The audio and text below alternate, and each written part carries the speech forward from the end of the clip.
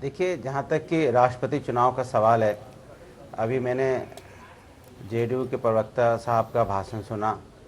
वो ऐसा लग रहा था जैसे भाषण दे रहे हैं किसी राष्ट्रपति। उन्होंने, उनके जो राष्ट्रीय अध्यक्ष ने बोला है वो भाषण है। देखिए, मीरा कुमार जी आपकी बिहार की रहने वाली थी और बड़ी नेता हैं वो। उनका बड़ा अच्छा एक्सपीरियंस है। एज ए स्पीकर उन्होंने बहुत अच्छा काम किया था।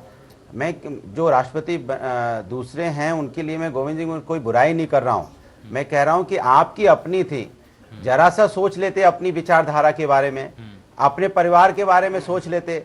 बजाय आप इतने इन्फ्लुएंस हो गए मोदी जी से कि आपको अपना परिवार भी नहीं दिखाई दिया।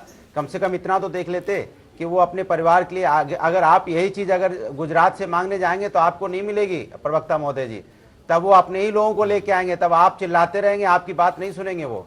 इसलिए जब आपकी अपनी बात आती है तो आप अपना भी ध्यान रखिए, उनका व्यक्तित्व का भी ध्यान रखिए। मीरा कुमार जी का व्यक्तित्व बहुत बड़ा है, कोई छोटा व्यक्तित्व नहीं है। स्पीकर भी रही हैं और उसके बाद लोकसभा भी रही हैं, पहले उनके मंत्री भी रह चुकी हैं, उनके फादर भी रह चुके हैं और खुद भी उनका सरल स्वभाव रहा है। अनुराग भदौरिया जी, उन्होंने लोकसभा चलाई थी। अनुराग भदौरिया जी, लेकिन कुछ समय पहले की बात यहाँ पर याद आती है, भैरव सिंह शेखावत और प्रतिभा पाटिल। तब ये सारी चीजें कहाँ चली गई थी?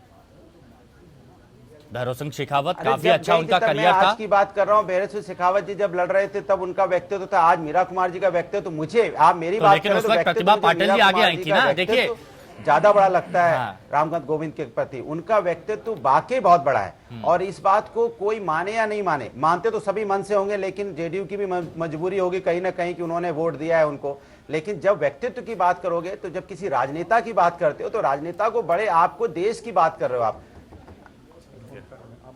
ठीक है, किसी देश की बात कर रहे हो आप जब देश की बात करते हो तो उस पे देश के लिए जो देश का सबसे जो देश का भला कर सकता है, जिसके पास विजन होगा, आप उसको चुनोगे।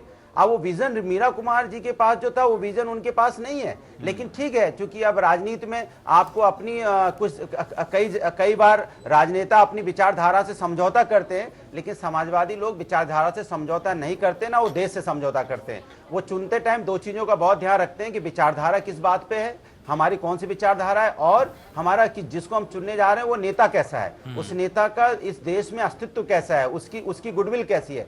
मुझे लगता है मीरा कुमार जी से बड़ा गुडविल की छवि वाला नेता राष्ट्रपति जो उनके सामने लड़ रहे थे वो शायद नहीं थे।